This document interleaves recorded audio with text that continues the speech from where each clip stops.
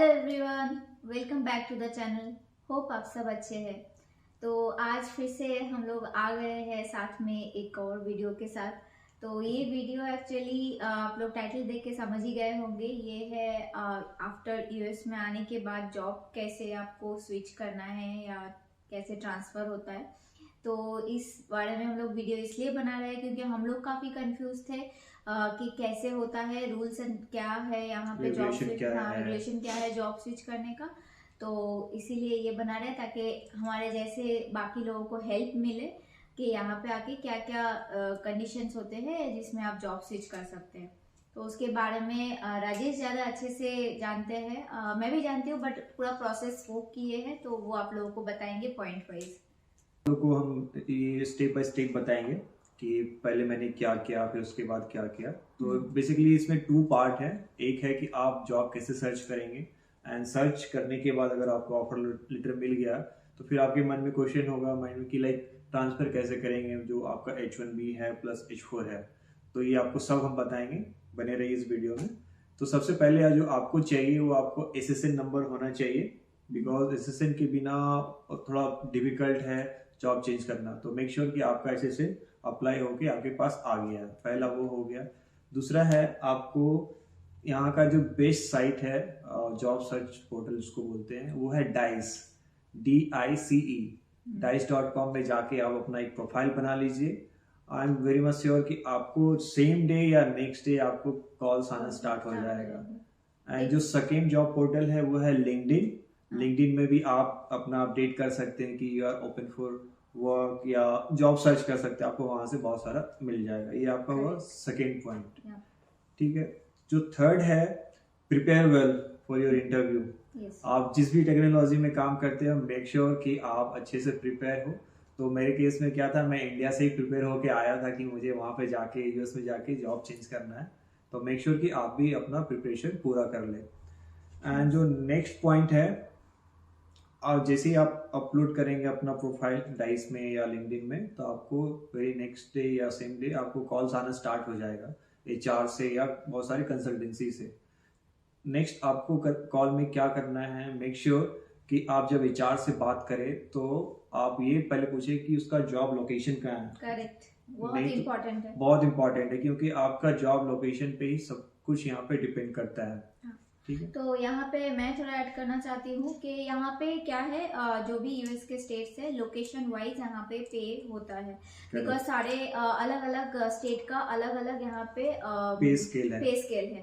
तो इसके लिए आपको जरूर पूछना है कि आपका लोकेशन कहाँ होगा या आप रिमोटली काम करेंगे। If you are working remotely fine, if you have to relocate then you have to ask the salary.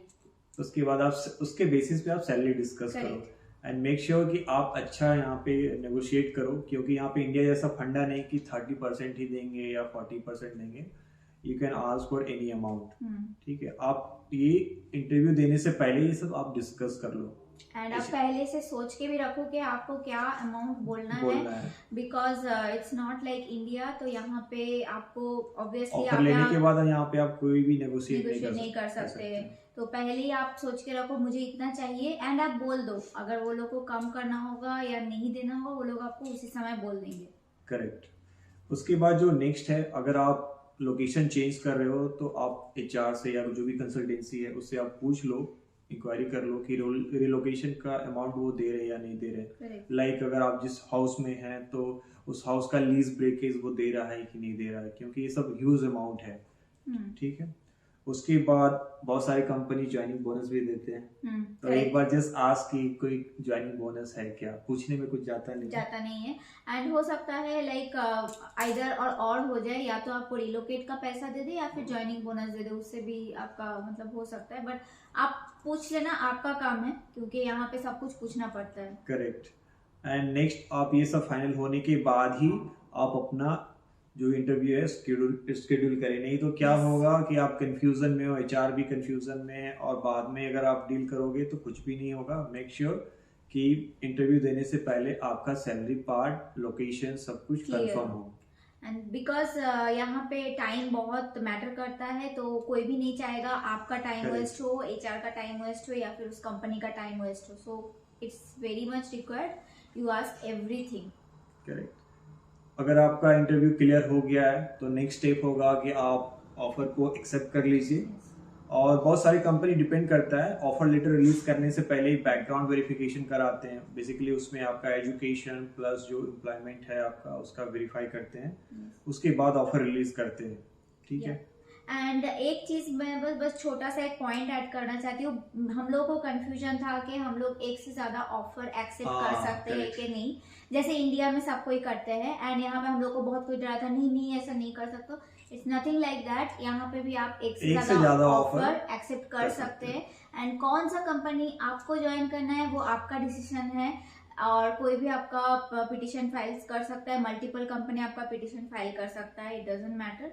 सो आप मल्टीपल ऑफर्स एक्सेप्ट कर सकते हो। करेक्ट।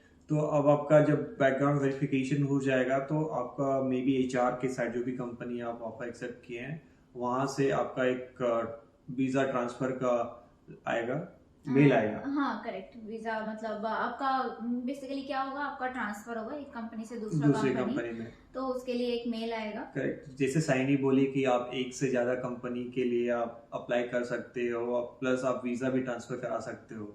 नथिंग लाइक कि आप एक एक्सेप्ट किए हो या दो एक्सेप्ट किए हो तो एक को ही आप पिटीशन फाइल करने के लिए बोल सकते हो। आप मल्टीपल को बोल सकते हो, दैट्स नॉट अ प्रॉब्लम। तो आपका जो नेक्स्ट स्टेप होगा इस प्रोसेस में वो होगा वीजा का ट्रांसफर कैसे कराएं। तो ये सारा इनिशिएटिव आपका जो नेक्स्ट कंपनी है वो लेगा। तो आपका जो भी होगा वहाँ पे मे बी जिम्स टीम हम लोग बोलते हैं, बेसिकली इमिग्रेशन टीम, वो इनिशिएट करेंगे एक ईमेल। वो उस ईमेल में आपको सारा लिस्ट दिया रहेगा कि आपको क्या क्या डॉक्यूमेंट चाहिए। बट फिर भी मैं आपको अभी एडवांस में बता दे रहा हूँ कि आपको क्या क्या डॉक्यूमेंट्स प्रिपेयर करके रखना है। ठीक है। तो सबसे पहला ऑब्वियसली आपका पासपोर्ट चाहिए, all the prior current notice, जो भी आपका I-797 कॉपीज है वो होना चाहिए। मान लिया आपके पास 2 कंपनी का है या 3 कंपनी का आपका पिटीशन फाइल हुआ था तो सबको आपको हैंडी रखना है। ठीक है। नेक्स्ट जो कॉपी आपको चाहिए वो I-94 का चाहिए कि आपका हिस्ट्री ट्रैवल, तो लेटेस्ट वाला देना है आपको, पुराना वाला देने की जरूरत नहीं, लेटेस्ट जो आपका कॉपी होगा वो दीजिए। देन अपडेटेड रेज्यूमे चाहिए, सारा एजुकेशनल सर्टिफिकेट प्लस मार्कशीट आपके पास रेडी होना चाहिए। Then all work experience letters होना चाहिए आपके पास, जितने भी कंपनी आप चेंज किए हैं उसका एक्सपीरियंस लेटर होना चाहिए। नेक्स्ट जो है आपका पे स्लिप, डिपेंड करता है 1 महीना 2 महीना 3 महीना, बट मैक्स जो भी मांगते 3 महीना का मांगते हैं। बट मेरे पास था नहीं 3 महीना का।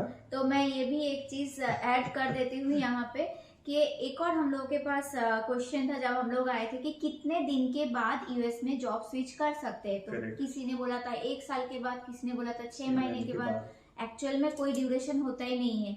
आपको अगर लगता है आपको आगे जॉब स्विच करना है आप कर सकते हैं। Once you will get the SSN you can start your मतलब जॉब सर्च आप स्टार्ट कर सकते हो। तो यहाँ पे ऐसा कोई ड्यूरेशन नहीं है। आप जैसे ही SSN मिल जाए आप सर्च करना शुरू कर दीजिए और आपको मिल गया तो अच्छी बात है। ठीक है। तो आप जो भी 1 महीने के पास आपके पास जो भी पे स्लिप है या 2 महीने का वो आप रेडी रखिएगा। प्लस आप बहुत दिनों से यूएस में हो तो यहाँ पे W फॉर्म होता है उसको, जैसे हम लोग इंडिया में टैक्स रिटर्न फाइल करते हैं तो सेम यहाँ पे हमें फॉर्म 16 आई गेस बोलते हैं, फॉर्म 16, तो यहाँ पे WT फॉर्म होता है।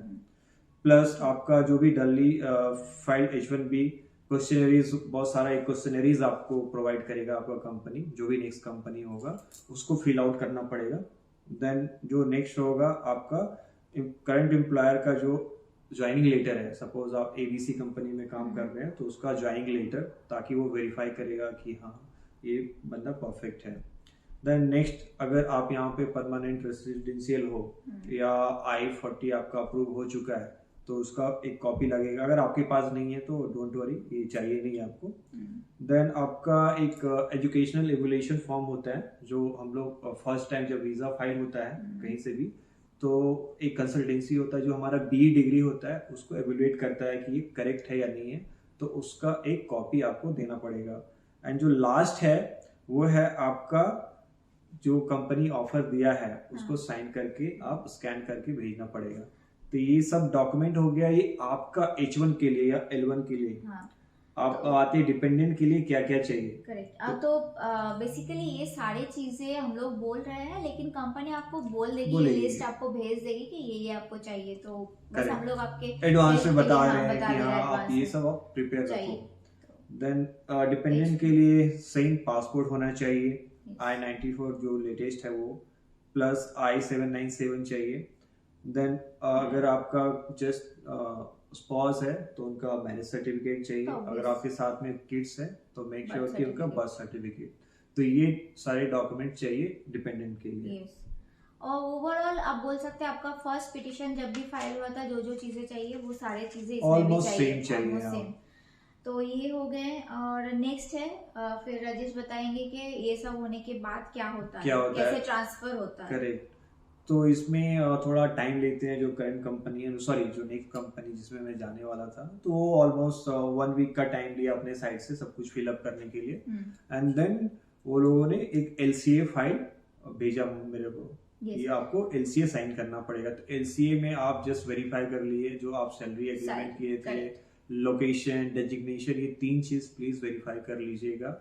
एंड कस्टमर का भी नाम देते हैं, बट कस्टमर हमारे लिए उतना ये इम्पोर्टेंट नहीं है। Location and salary is the main important, and designation, ये 3 चीज होता है जो LCA में मेंशन होता है, एंड वही आपका फाइनल जो भी है वो होता है। तो इसीलिए वो आप चेक कर लीजिए अच्छे से।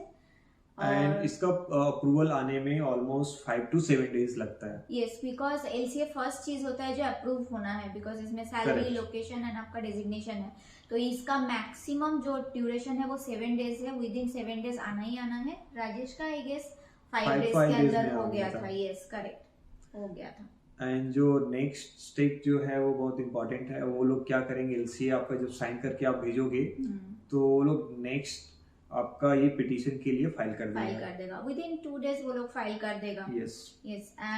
एंड पिटीशन फाइल करने के बाद एक केस ID जनरेट होता है, वो आपको दे देगा ताकि आप भी अपने साइड से उसको ट्रैक कर पाएंगे या देख पाएंगे कि आपका वीजा का स्टेटस क्या है, ट्रांसफर हुआ है या नहीं हुआ है। एंड 2 टाइप के आपको लोगों को, मैक्सिमम लोगों को पता ही है, प्रीमियम प्रोसेसिंग होता है, एक नॉर्मल होता है।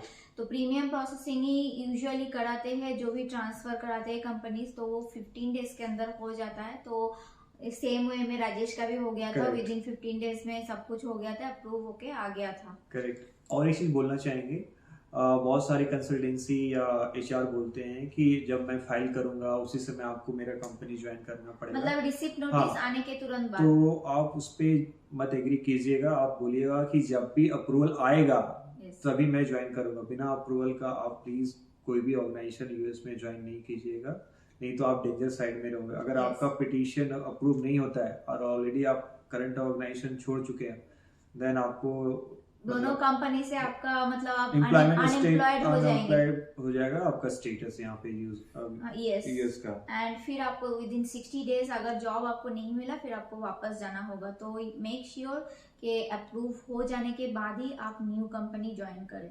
करेक्ट। तो आप लोग देख सकते हैं कि कितना इजी है यहाँ पे US में जॉब चेंज करना। ऐसा कुछ भी नहीं मीट होता है कि हाँ US में जाओगे तो ये करना होगा वो करना पड़ेगा।